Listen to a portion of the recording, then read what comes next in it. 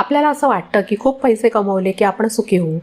पण खरं सांगू का, प्रश्न किती कमावतो ह्याचा नसतो. आपण आपल्या इच्छा आणि गरजा कशा सांभाळतो ह्याचा असतो. आज ह्याचा विचार आपण अगदी शांतपणे करायचा आहे. आणि हो, एक डिस्क्लेमर आहे, ह्यातल्या सगळ्याच गोष्टी सगळ्यांना लागू पडणार नाहीत. जे लोक पिढीजात श्रीमंत आहेत त्यांच्यासाठी ह्या गोष्टी नाही आहेत. पण आपण पैसे वाचवण्याची गरज आहे असं तुम्हाला वाटत असेल तर हे पॉईंट्स तुम्हाला नक्कीच उपयोगी पडतील.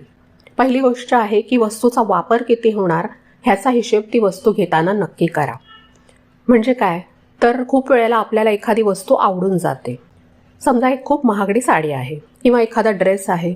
तो घेताना आपण फक्त त्याची किंमत बघतो, पण कधी असा विचार केलाय का की मी ही साडी वर्षभरात किती वेळा नेसणार आहे. आपण वस्तू घेताना किंमत बघतो पण तिचा वापर बघत नाही. एक कपडा 2,000 रुपयांचा असू दे, पण जर तो 100 वेळा वापरला जाणार असेल तर रोजच्या वापरासाठी ते नक्कीच स्वस्त पडतं. पण तेवढ्याच किमतीचं काहीतरी घेतलं आणि ते 2दाच वापरलं जाणार असेल तर ते तुम्हाला महाग पडलं. म्हणजेच वस्तू महाग पडली का स्वस्त पडली हे वस्तूच्या किमतीवर ठरत नाही, आपण ती किती वापरतो ह्याच्यावर ठरतं. ही एक गोष्ट लक्षात आली ना की खरेदी करताना आपोआपच आपण विचार करतो. महाग